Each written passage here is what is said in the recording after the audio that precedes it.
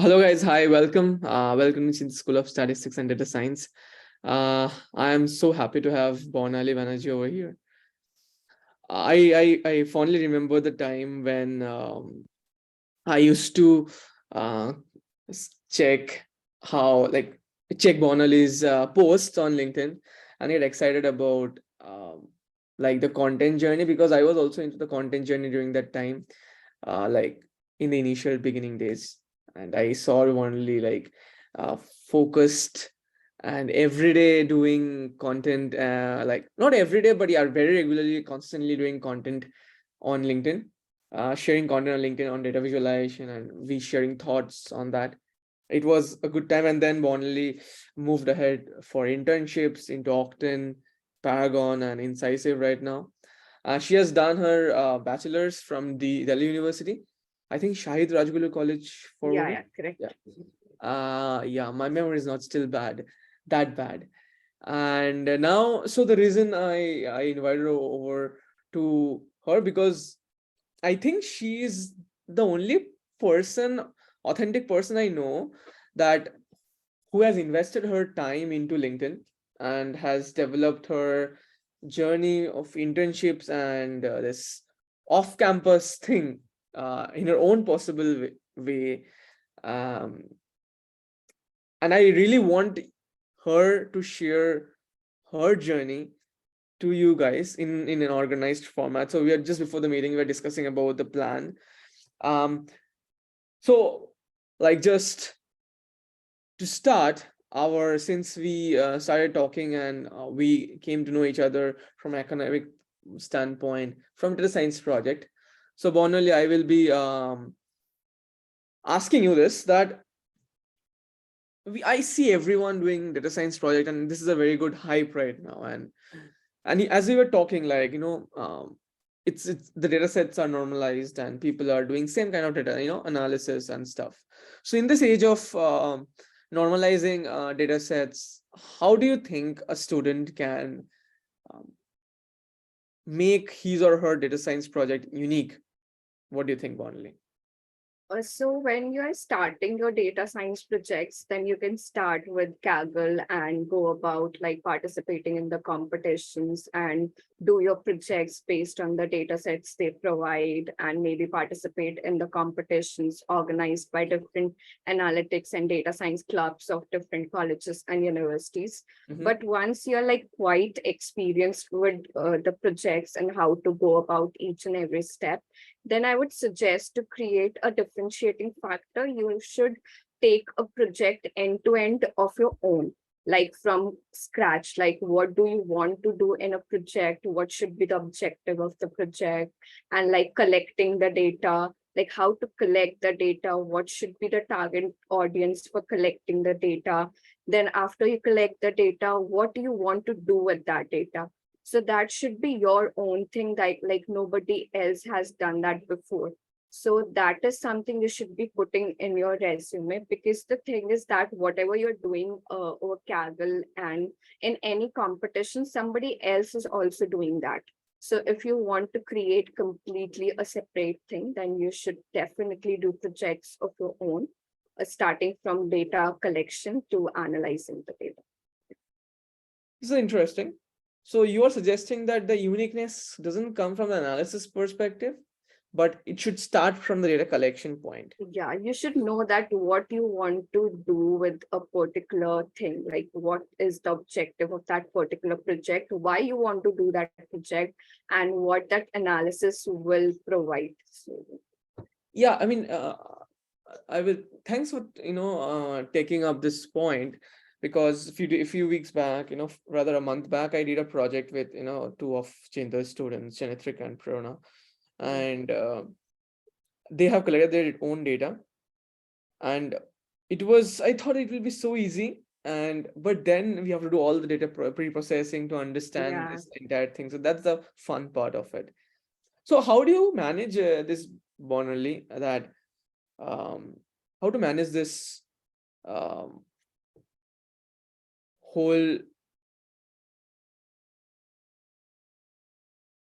the fake responses? How do you manage the fake responses? So it's like that. First of all, whenever you are circulating any survey for your data science project, just make sure that you're circulating it among the target audience only. And once you have like collected your data, then you are the owner of the data, and you'll have to go through the data in order to check that what are the discrepancy has occurred in that data. By that, you will be get to know ki, this is where it is going wrong. So that's like your ownership only. Okay.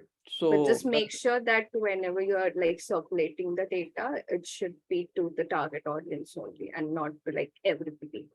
If your that makes objective asks ki, it should be circulated among each and every person you know, then that's fine. But if you have some specific objective to cater, then just make sure that you are circulating to the target audience. okay. Okay. This is an important point because I didn't think about this before. Okay, so the uniqueness comes from the data collection point. So if we think about, okay, so do you think like how much? Okay, so I have another question. This is a bit, off the road. So I was thinking of, creating projects for students. Yeah. How about if if students do non-database projects? Okay, I'm giving an example. Like, let's say using linear algebra, okay, Yeah. and basic calculus, you can model the growth of, let's say, biological species or Yeah. growth in biology, or you can use linear algebra to understand genetics. Okay, Yeah.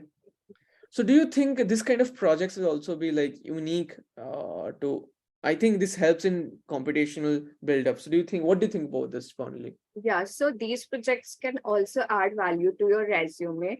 Just be prepared for the interview questions that would be directed to you. So if you are creating any such project, then you should know that why did you create that project? What was the motivation behind doing that project? And what was the objective of doing that project? Like, why did you pick up such a unique thing to do a project on? So that is like the first question you would be asked. So you should be very clear about what did you do, why did you do, and how did you do. So if you're clear about these things, then obviously creating such projects do add value. Absolutely. This is a very yeah, this being prepared for the interview is very important. Yes. Yeah. Okay. So one is the uniqueness comes from this kind of projects and also the data collection point of view, because this doesn't include in data science view, right? It only includes like computation and other Yeah. things. Okay. Okay. The next paradigm we will be focusing on is, of course, students are doing data science project not just for passion, but they're doing it for probably getting internships of job. uh Most of the undergrad, don't know about Delhi University, probably it has a placement, a good placement for the BSc, but most of the Indian colleges for statistics and data science do not have, or people who are trying to move into statistics and data science do not have a good placement sales. So um, naturally, like the most of the students have to go to the Okay. off Yeah. Off campus campus opportunities. opportunities. So the next question is that we are discussing that three directions out there. One is building the LinkedIn, and also one is Naukri.com, and another is the cold emailing. Okay, there's three dimensions. So which one will you want to pick first and explain and give your thoughts? Yeah, so whenever you're like starting with like applying for the internships, so before starting with applying for the internships or let's say jobs, just make sure that you have actually created your resume. So by creating your resume, I mean you have worked enough on your resume. So for the resume to be like effective, you would need to have significant projects.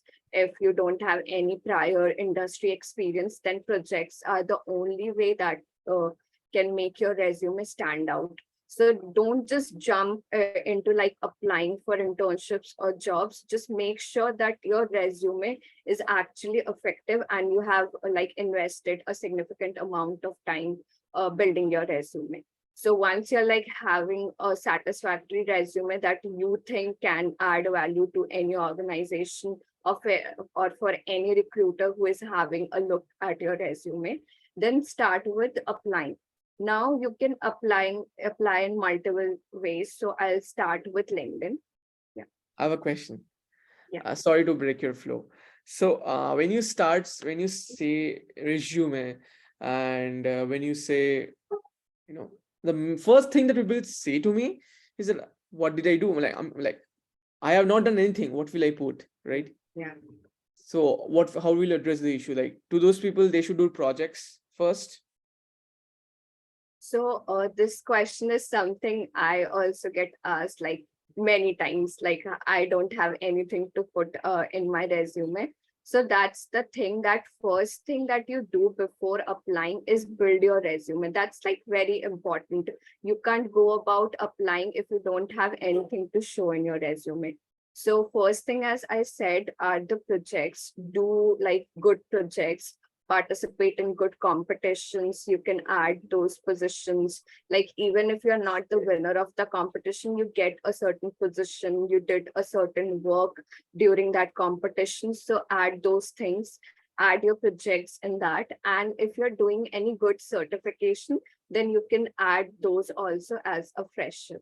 So also whenever you are like adding any project, don't just mention, let's say if you worked on Titanic data set, that I don't advise to add in your resume, but let's take an example. Yeah. So if you are doing any, like, let's say Titanic project, and if you just write on your resume, okay, exploratory data analysis or Titanic data set. If you're writing this, then how would the recruiter know that what you exactly did during that project and what was your analysis or what was your visualization and outcome of the project?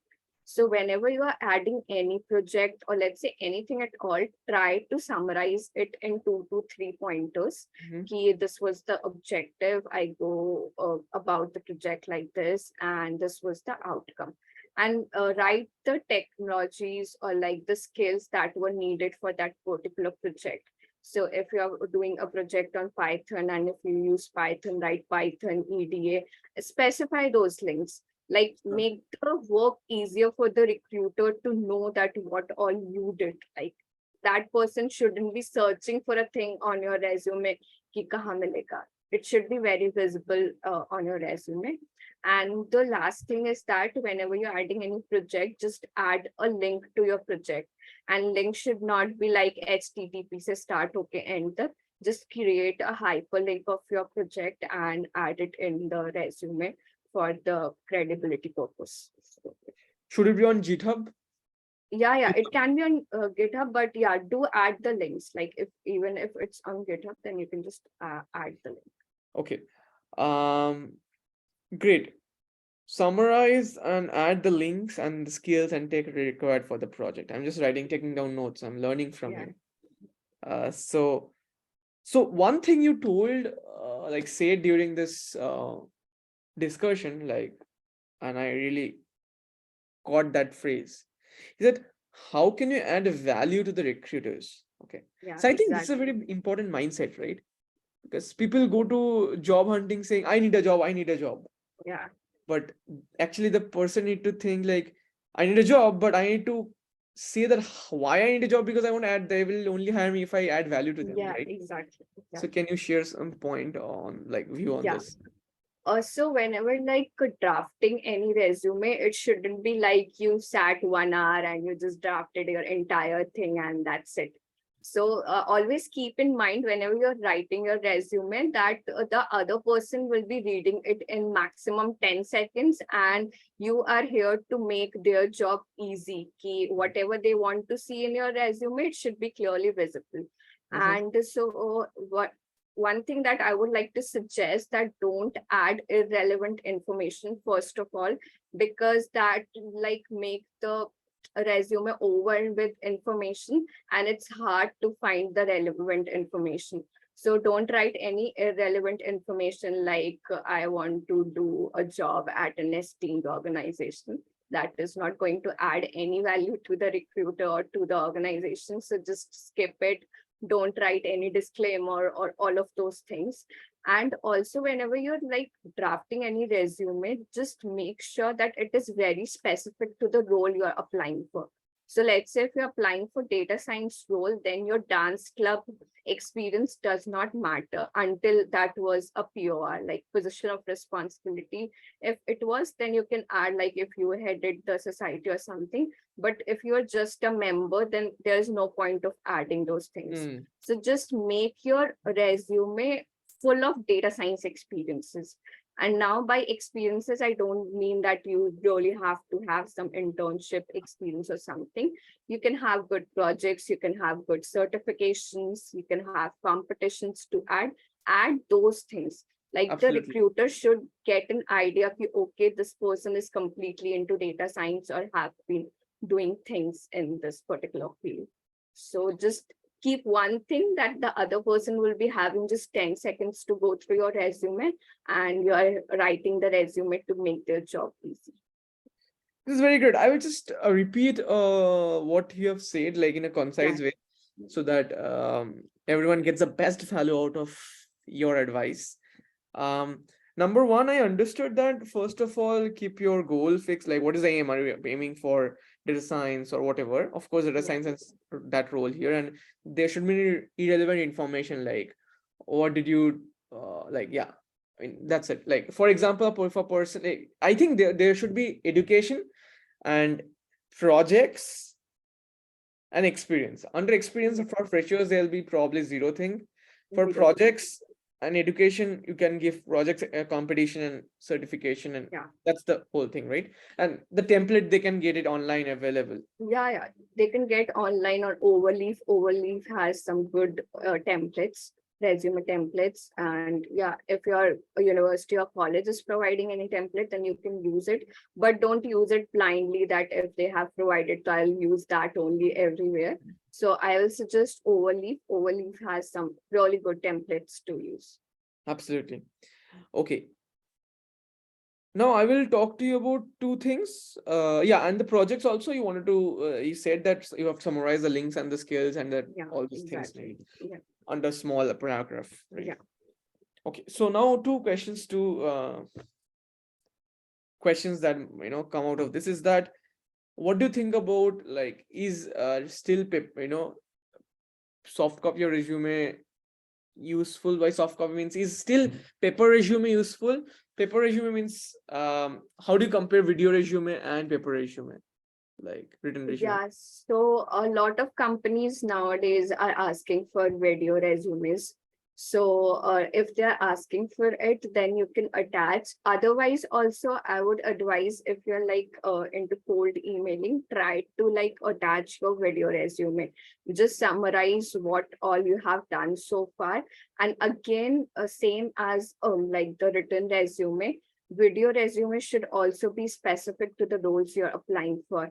It can't be the case that you created just one video resume or video and you're like attaching it to everywhere you're applying. Hmm, So that understand. shouldn't be the case. So similar to written resume, you can create your video resume summarizing all the work you have done so far, and you can just attach with the cold emails you're sending.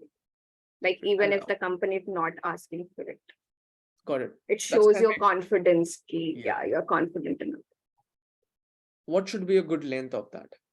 Maximum like 2.5 minutes, like in my view, Okay, max. because that's the time a recruiter can give to an applicant. Hmm.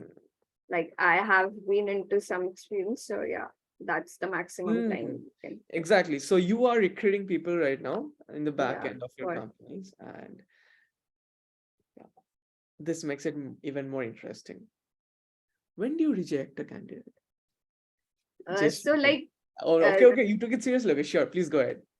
No, Yeah. no, I'm just telling generally only, like not specifically for anybody. But yeah, the first thing that a recruiter is having a look on is on your resume only. And if is your resume is like too much overwhelmed with the information, then also that's a problem. And if there is like too less information and that has not been summarized well, or the flow is not there, then also it's a problem. So just make a balanced resume, and again make the work easy for the other person. Other person is like having lot of things on their plates, so just make it easy for them. Did you ever find out like people hype up or people giving fake stuff, like, just wanted to become cool? Did you see that? Yeah. So the thing is that whenever you are adding something, like obviously I would not advise it that you go and add something fake or something. But even if you are adding something on your resume that's like hyping up yourself, so you should be in a position to defend that thing during your interview. So if Very you are important able point. to defend it, then it's like win-win situation. Very good. I appreciate this. So hype it, but able to defend your hype. Exactly. You should not be in an odd position during your interview because of something you added in your resume. But if you Mhm. are like able to defend it confidently, then go for it. Super. I really appreciate this POV, POV Yeah. point of view. Yeah. Okay. So now the second question is that while building up this data science projects, okay, how can a teacher like me help the students? What can I do to help the students? Yeah. So what as a teacher, as a mentor, you can do is like you can help them in documenting the projects. So a lot of time what happens is that whenever you like open any project, like Yeah. many times this happen. So there is like no documentation at all. There are like just quotes, code and code. So how will somebody not from a coding background understand that what have you done? So the purpose of somebody like having a look at your project is that that person should get idea that okay, this particular piece of code has been done for this particular thing. So there should be proper documentation. It shouldn't be like lines of codes without any Mhm. documentation. So that's something you can help students with, like how to do the documentation of the projects.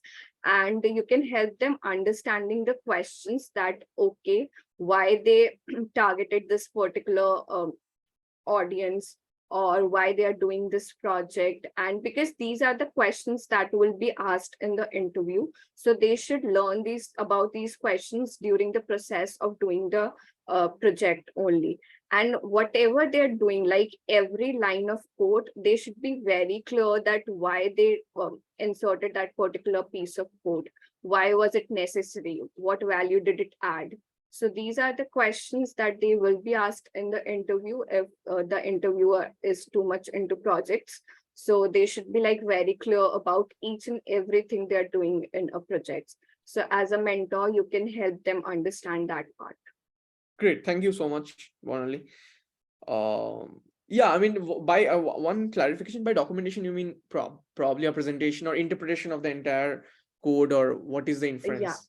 So by documentation, I mean, let's say I said earlier that you will be adding links to your project. Okay. So adding links to your project, by that I mean adding links that take to the coding thing, like what all you coded in that particular project. So it can be the case that it is barely any like documenting thing. Okay. There are just codes and everything. So you should add comments like if let's say it's an EDA project. So why did you run that particular piece of code? So that should be written in the form of comments.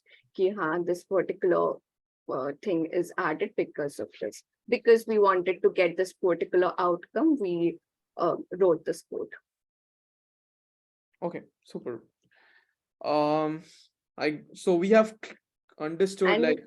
Yeah. Sorry to interrupt, but yeah, also what you can do is that after you have done your project and you're like completely done with it, you can create a summary of like, let's say, a few pages to summarize what was the goal and what was the outcome. So you can add those as papers also for your resume.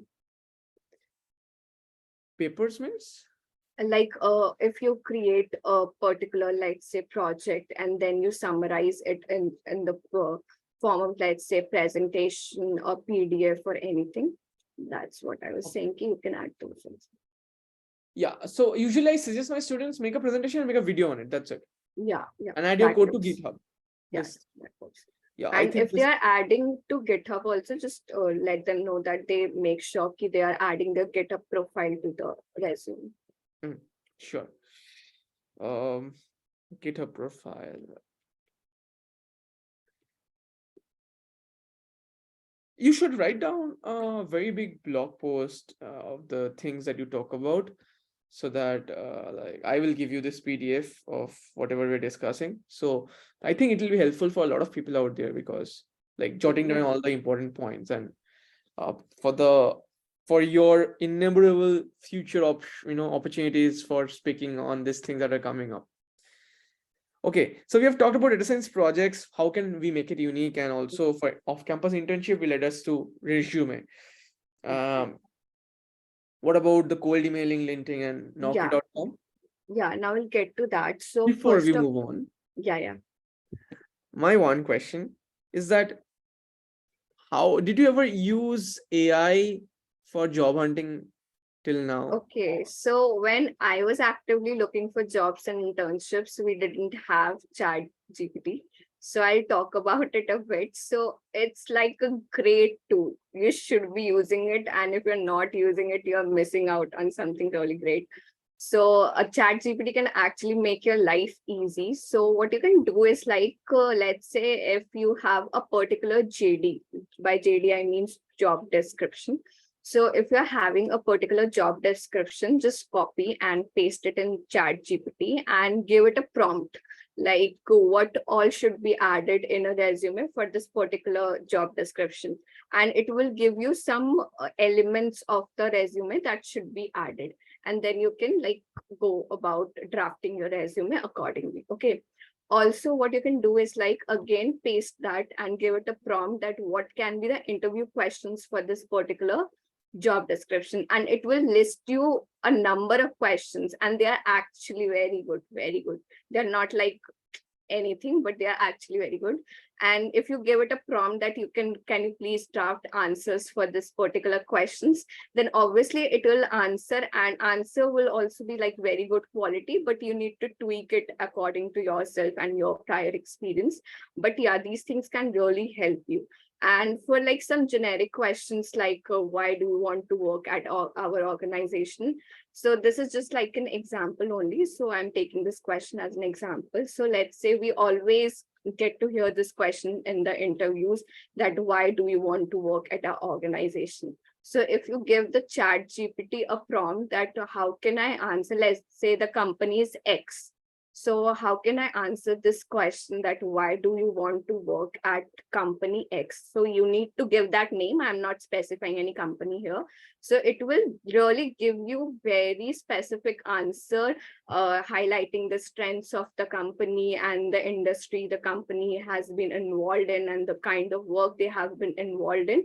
And then you can give a very good answer, which is like very good. And because a lot of times we get to hear very generic answers to this question that, okay, this company can add value to my career and I have been really inspired by the work environment. That's like very generic. You'll say this for every company, but Hmm. your answer should be very specific. So Chat GPT can help you with that. Like you should be using it. That's a great tool. I want to do another live with you, um, on how, using AI for Yeah, yeah. I think you job should write hunting. down and document these ideas, because it's I think it's a gold, like data science projects, Yeah, the resume stuff, how to make like all the pointers out there. You should make some documents out there, okay? yes, And absolutely. then I think what a teacher can add value, and then AI for job hunting. I want to do an AI and live, you will demonstrate that. Yeah, I think that will be great addition in this new age of AI. Okay. yeah. Like how you would have, used, because of course you will be changing, jobs in the future, not the recent, but maybe in the future after 15 years, let's say. So how will you use AI during that time? So my question is that, understand that, that question, what about the knowledge of the company, okay, that probably used to demarcate the difference between a person who has researched and not researched, right? Yeah, Now exactly. how will you know, let's say you are in your company and you're hiring people, every person is like using chat gpt for using Chat generic questions, GPT. how will you differentiate? What do you think? Yes. Whenever you're using Chat GPT, you'll get to know that first of all, the data they are working on data till like I guess September 2021, if I'm not wrong. So whatever information Chat GPT is providing you, just make sure that it's up to date. Like if the company was working in that in any particular verticals, just make sure the company is still working that particular vertical, because it might be the case that they have shut down a particular vertical. So if Chat GPT is listing that particular vertical, it may not be the case in the present scenario. So you have to verify the information that you're getting from the Chat GPT, because it's working on the data till September 2021. So it has to be relevant as of 2023 as well. So just make sure that you are doing that check. And the next thing is that Chat GPT will answer in a very limited way. Okay, it will list things that it thinks, okay, this can be relevant, but you need to tweak it as per your understanding of the job role and the company. You can't be like, if you are applying for data science role, and if let's say Chat GPT has answered in a in a specific way, but again in a generic way for like that specific company, then you need to cut it short down to like data science specific things. So these are the things that you can do to like draft the answer. Because Hmm. again, if Chat GPT is there, then everybody must be using it. So yeah, Yeah, I'm just you thinking about can't the copy differentiating. paste and learn that and go and tell in the interview. So you have to tweak it. Yeah, yeah. And also, like, you can't prepare all the answers from the Chat GPT, right? Because there will be questions that you didn't know ki it will be asked in the interview. Okay, so you have to be equally confident while answering the questions that you prepared from Chat GPT and that you didn't prepare first. So yeah, the confidence should not go away. I am sure the industry and every person will come up with some creative ideas, just Yeah. like. Also, like whenever you are copying anything from Chat GPT, that can be traced if you have copied it from Chat GPT or not. Because if let's say I copy any content and I give the Chat GPT a prompt that did you write this, so it will tell me that yes, I will. Yeah, written content can be traced back. It has been copied from Chat GPT. Nice. Okay. Do you think using you know like, this is how I have used ChatGPT, and let me know like whether I could have done mistakes and people may have Yeah. caught me. But it's okay, I'm learning. So I have written some, let's say I'm written a mail, okay, email, okay, and I think I just pasted it in ChatGPT. I give the prompt, please assume you're a student. Uh, I mean, role and your task is to convert it into a more professional and more concise email. And then I get the email, I read it, and it's great, and I paste it. Do you Mhm. think it's a good idea? It's good idea because obviously nobody is going to copy paste your mail back to Chat GPT and check if you have copied it or not, because that's like not something somebody will be doing. But if you're submitting anything as your work, Like if you're submitting any article or any paper or anything, then that's not advisable ki you just copy paste from the chat GPT. Obviously, you can take help from it in terms of few lines or better words or better vocabulary, but you shouldn't be like copy pasting something from chat GPT as your own work, because if you're submitting, then obviously the other person will be checking. And since chat GPT is out there, everybody must be having a way to know if you are having like the chat GPT content or your own content. Great. We will be talking about this AI thing more because I'm very excited about it. Let's just come back to the Yeah. normal rhythm of um, off-campus job hunting and internship hunting. So, how do you think LinkedIn, like, what will you suggest? This is true that all students cannot post on LinkedIn, okay? Yeah, that's right. However, भाग mail का भाग का motivational video दिखा दो, they will not post. Okay. Yeah. So, what do you suggest on like, I mean, what do you think is a like, whom will you ask to post, whom will you not ask to post? It would have been great if everyone would have post, but they do not. So, what they can do on LinkedIn, like, what the Yeah. bare minimum they should do? Yeah, so first of all, I'll just segregate the people who should necessarily be posting on LinkedIn and who can skip posting. So if your campus is having opportunities, like on-campus opportunities, then you can have the risk of skipping or posting content on LinkedIn. But if your campus is not having any opportunities and you'll have to apply off campus, just make sure that you're active on LinkedIn and posting. By posting, I'm not saying that you post every day or let's say every week, but 2 times a month is something doable. You can do it. Like if you want a job, you have to do it. So that is something you can do. And next, coming to like what's the bare minimum you should be doing on LinkedIn. So first of all, create your LinkedIn profile that is complete in every way from top to bottom.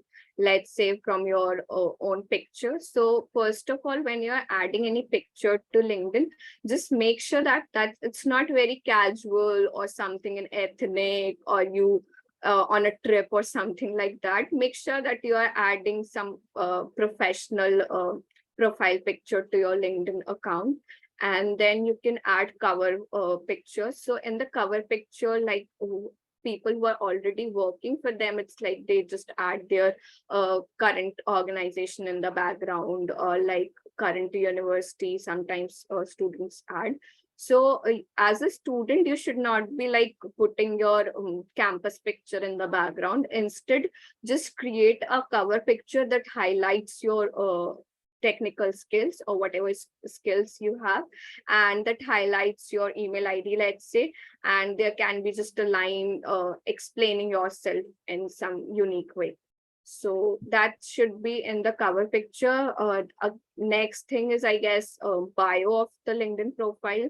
So again, in the bio, you can highlight your institution and your field of interest and something like that. And then next is summary of the LinkedIn profile. So in like a paragraph or two, you can just explain what you have done so far and what you are currently doing.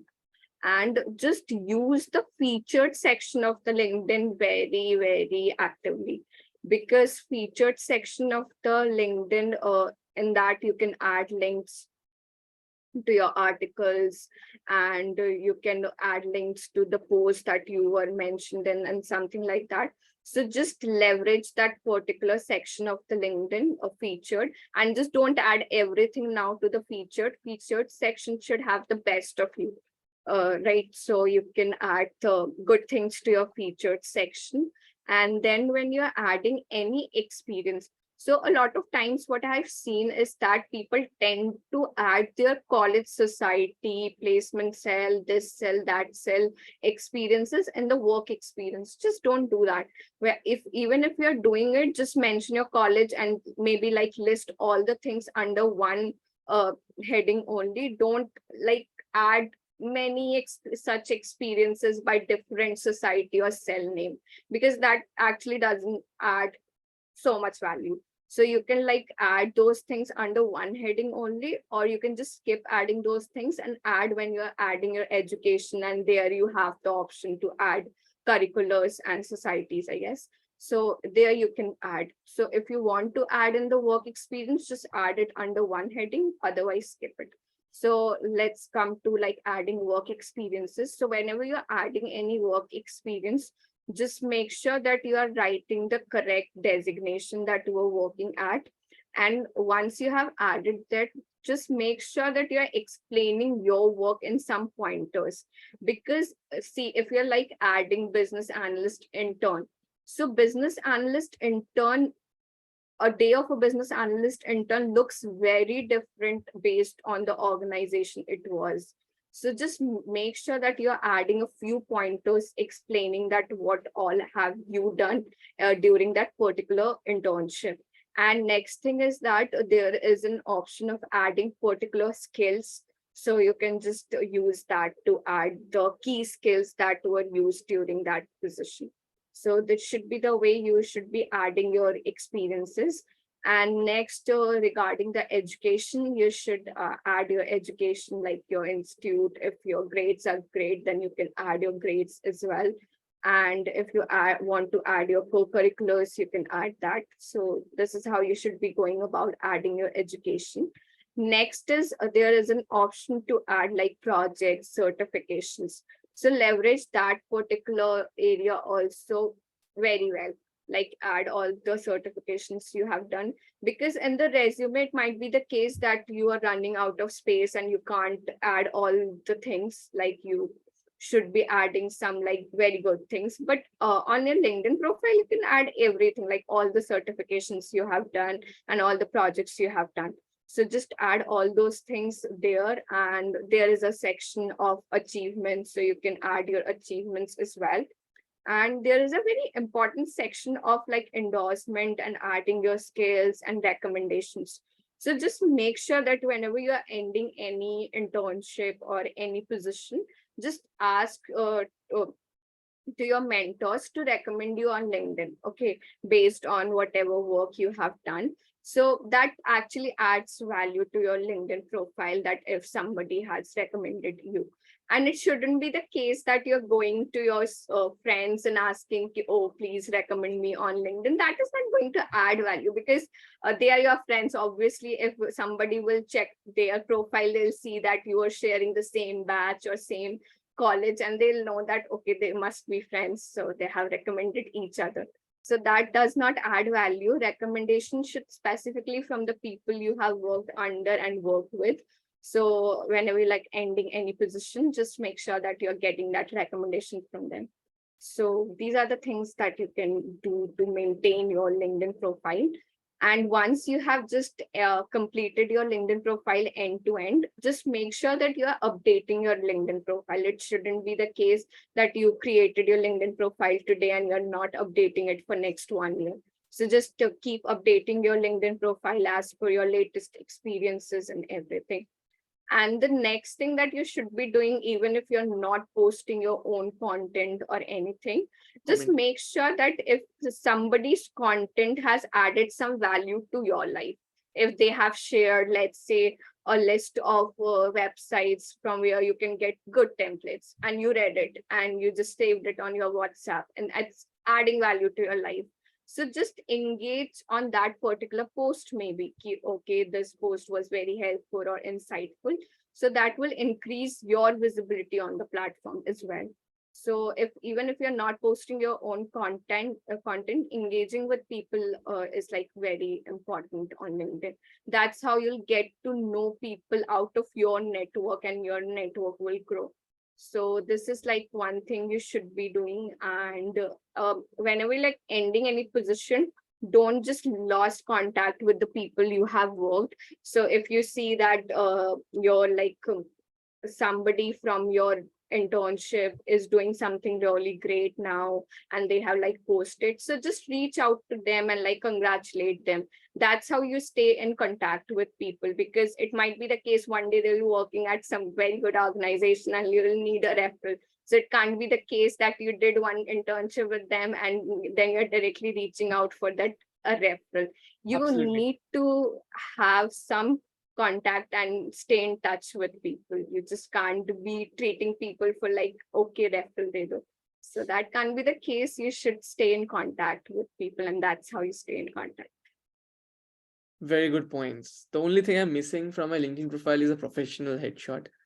Yeah. Uh, So yeah, go ahead. yeah, that's like, yeah. But I think, yeah, I mean, I have never got, it's my university is like 40 minutes away. I have to dress up and go to the university with all suit booted, and then take a headshot, stay with that set of clothes for the entire day, and then come back at the end of the day.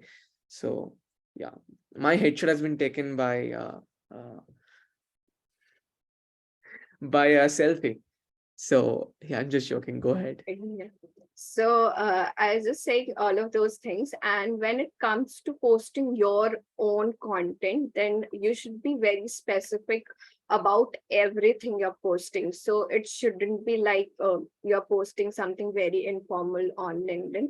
It should be like it should add value to the people who will be reading it or having a look at that particular form of content. So whenever you're like posting any content, just make sure that your content uh, is not one single paragraph. It should have multiple paragraphs, and there should be a flow. It can't be the case that you're writing the outcome of something in the beginning and then you're like explaining ki kya hua. So it Hmm. should be like how it started and how it ended, and it should be divided into paragraphs. No content should be in a single paragraph. If it's like very small, like 2 to 3 lines, if you're posting, then that's very clear you'll be posting in one single paragraph. But if it's some mid to long form of content, then it should be divided into paragraphs. Next thing is that whenever you're posting something, sorry, then make sure that you're not adding any links to your post. Like post the links in the comments, because if you're adding links to your post, LinkedIn will make sure that that post dies, because no platform wants anybody to like divert from their own platform. So that's how the algorithm of LinkedIn works, or like let's say any social media platform works. So just make sure that you're adding the links in the comments and not in the post, because in that case, you'll not have the engagement you are expecting, and you'll not have that number of views or anything. So, and the next thing would be like adding relevant hashtags to your LinkedIn post. Like if you're posting something related to data science, don't add like 10 hashtags. LinkedIn like motivates to add maximum 5 hashtags. If you're adding like 10 or 12 hashtags, then again your post will die. So just make sure that you are adding relevant. I'll suggest 4 hashtags maybe, and that's it. So that's how you should be posting things on LinkedIn, and like try to post content grammatical error free. So there are many tools that you can use to check the grammatical errors or spelling errors. So just make sure that you're doing these checks before posting on LinkedIn, because that's like a very professional platform and you can't like uh, have incorrect spellings or incorrect grammar. Can I say Yeah, something? I, yeah, I yeah. I make sure that I have grammatical errors, and I make the grammatical errors after writing it by ChatGPT, so that it people understand it's not written by ChatGPT. It's a good Okay, way, right? that's very smart. Okay. That's just joking. Yeah, grammatical. But yeah, I find that, if I have grammar mistakes, at least one, or spelling mistakes, I think it makes people feel that it was written by me, uh, which is not written by me actually. So yeah, Okay, I have written a lot of content using ChatGPT, and people don't even know that. that's smart. No, but I mean that's not that's good and bad, but if it adds value to the people, it's good. But Now yeah, in there case is of ChatGPT, another, yeah. sorry for interrupting, but there's another way of using Chat GPT. It can be the case that you drafted something but it is in phrases. Like, you know what key points you want in your article, and there are like key points that you Mhm. have in your mind, and you just tick tick tick tick tick, tick give all those things to chat gpt and ask it to just reframe and correct it Hmm. grammatically or spelling wise. Then it will just add its own few sentences and a few words, and maybe like enhance the content vocabulary wise. So if Absolutely. that is the case, then you can use it until like Yeah, exactly. That's it's how going I. by your name key. Okay, I have like, I own this article. Then you can use Nothing is owned by anyone here in this OpenAI project. Okay, it. everything is open now. Yeah. Okay. So thank you. That's a lot of information, guys, who are watching this, and I hopefully either you have mm, you think it is a lot of information and you have logged out of the video, or probably you're taking down notes. So if you're taking down notes, thank you. And yeah, and that's why I will request Bonley to write down something somewhere, Yeah, I will. so that your fan following increases and gets more value, like more value. And you can, like, whenever you're giving a talk, you can share those links, and I will not have to take notes. That's what help Yeah, me. you're right. Yeah. So no, I'm just, yeah. Okay, now where is Naukri.com come from? Yeah, so before like discussing Naukri.com, one more point that I would like to add for the LinkedIn content is that if you have made any mistakes or anything that you want to edit on your LinkedIn content, just delete it and post it again after a while, because the edited content does not get as much engagement as a fresh content. So just Okay. make sure that you're not editing it. Just delete it and maybe post sometime later. So coming to Naukri.com. So apart from LinkedIn, Naukri.com is actually a very good platform where you can hunt for jobs and internships. So again, as similar to LinkedIn, you need to maintain your Naukri profile and just keep updating it. Use all the prompts that Naukri.com gives you to update your profile or to add a particular section to your profile. So just make sure if you're getting any prompt, then you're adding it to your profile. And yeah, that's pretty much about Naukri.com, because it's like an application where you just go and apply. So you can't do much on Naukri as much as you can do on LinkedIn. You can just have a good profile on Naukri and just keep updating it, and you can use it. But I'll just advise you to use Naukri.com because it also has very good opportunities. So Super. Yeah. That's great. I have never used Naukri.com, so I cannot make any jokes on that. So let's move on to the next thing of cold emailing. And we yeah. have done resume, and yeah, cold emailing, and then a bit about interview. Want to say talk about, Yeah. right?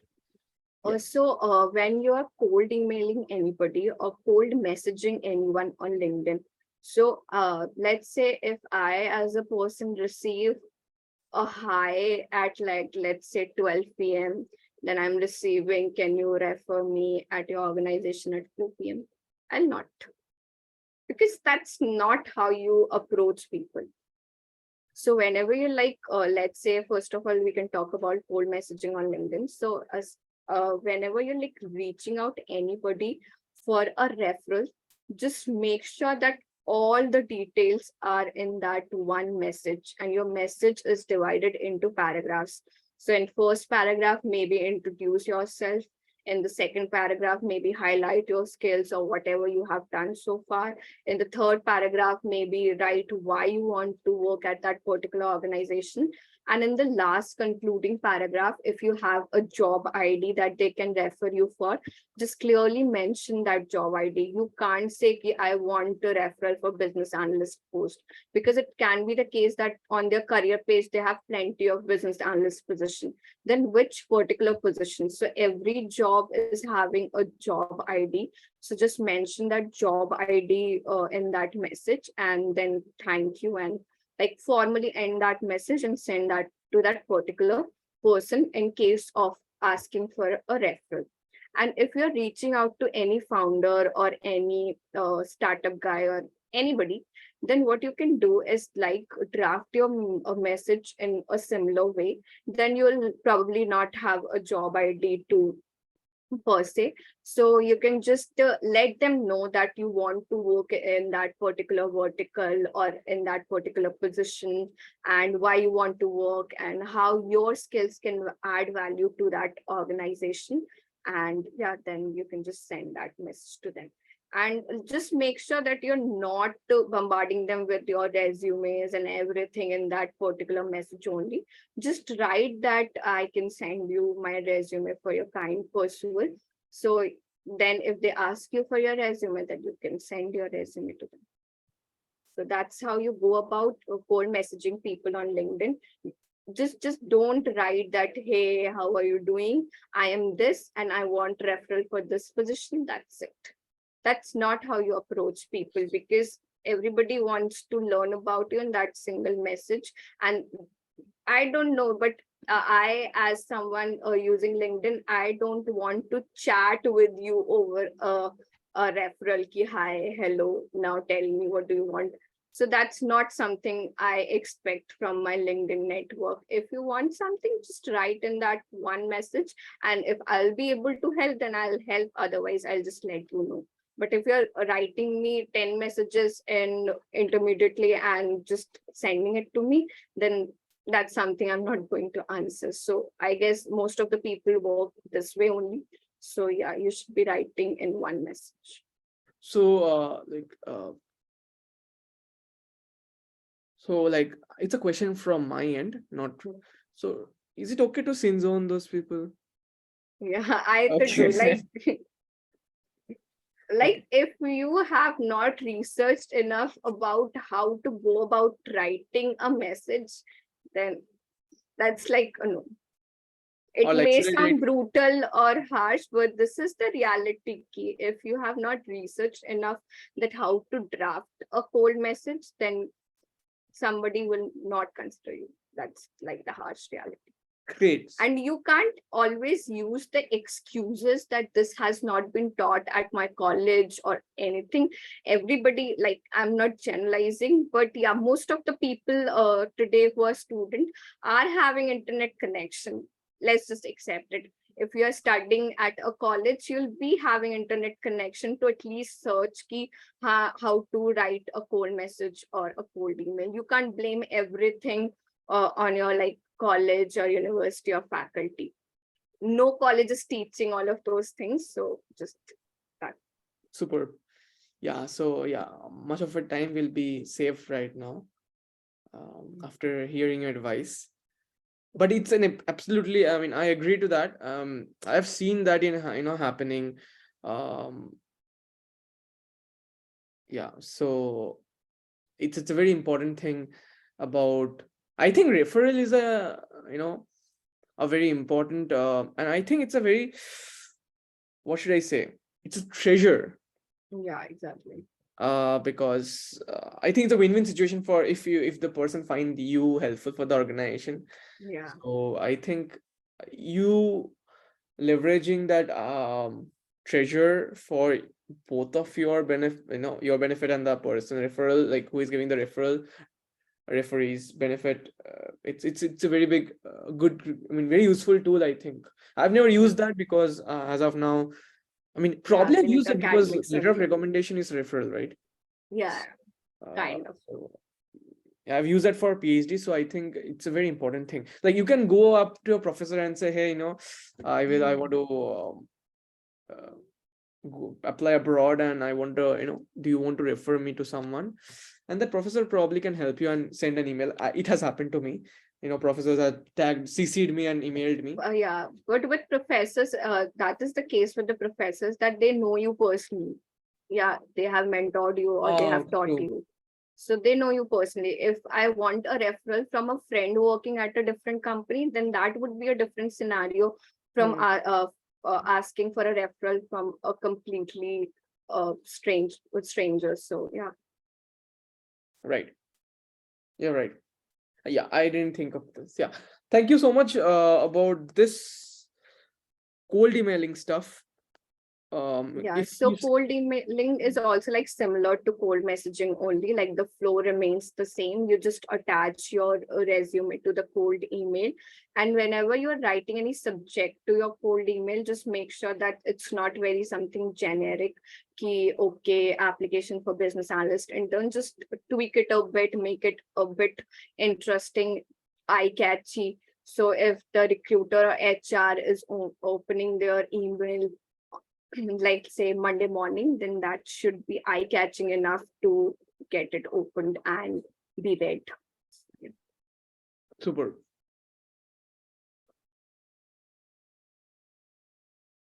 Final question Yeah. is, what do you think about the interview process and anything else you want to add to the students? Yeah, Share. so whenever you're sitting for an interview, just make sure that you have researched enough about the company first of all, and if you know the team you will be working in, so just research a bit about the organization, the people you'll get to work with, and the kind of work they have been involved in, and just make very sure that you are having these answers drafted and you have these answers in your mind. Like some questions are asked in every interview, that why do you want to work at our organization?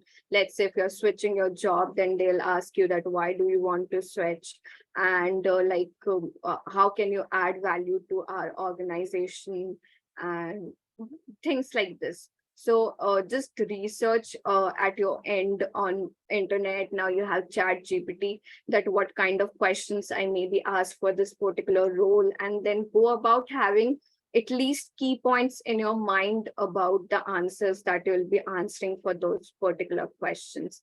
And bluffing is like not very advisable until you're like able to defend it, but don't bluff too much. Ki, okay, I did this, did that, okay, because then it becomes very evident that you're bluffing, so just don't do that. Yeah, just bluff the amount so that it's That it's statistically look easy. natural. Yeah. Yeah, so that yeah. Great.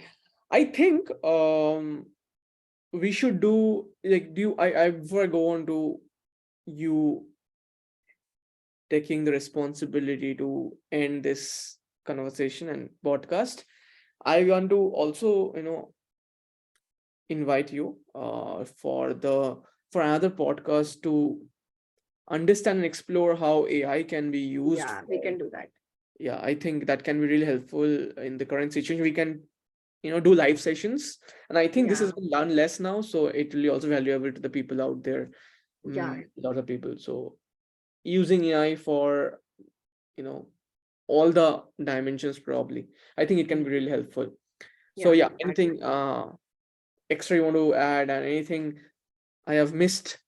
uh Yeah, so just one point that I'll also like to add, that if you have any job description in hand, and if you are applying for that particular role, just make sure that your uh, resume is ATS compliant. So by ATS compliant, I mean that your resume should be compatible with ATS. So whenever you're sending any resume via, let's say, career portal or any other portals, so the HR is not like the first person who is having a look at your resume. It's the ATS. So ATS is a software that filters out the resume before it goes to HR. So just make sure that your like resume is compatible with the ATS, and you can check your ATS compatibility. There are like multiple sites for it. One is Top Resume that I'll suggest.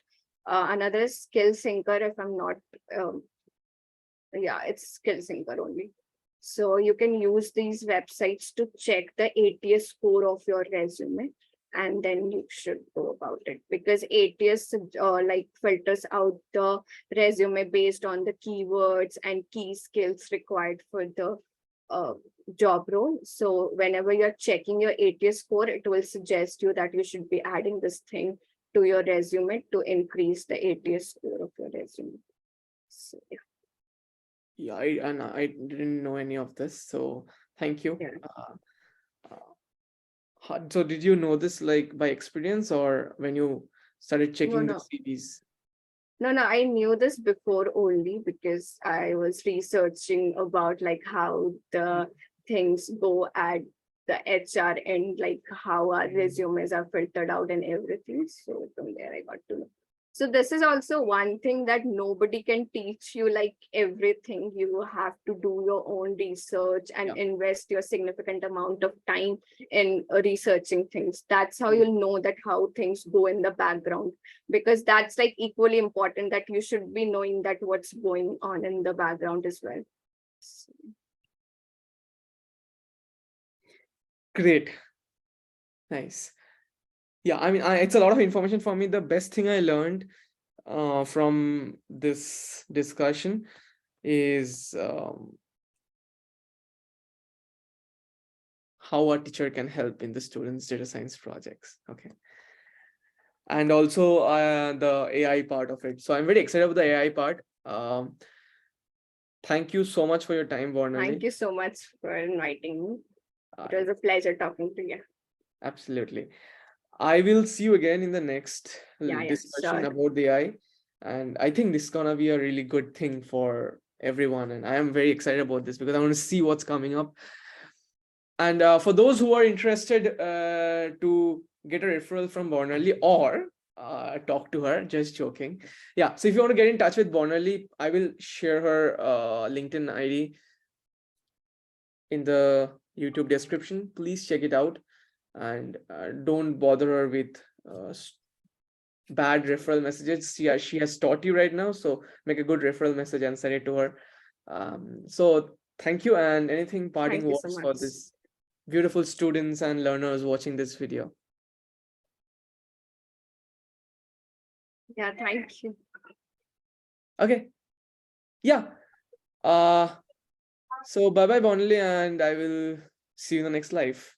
Yeah, thank you. Bye bye. Yeah.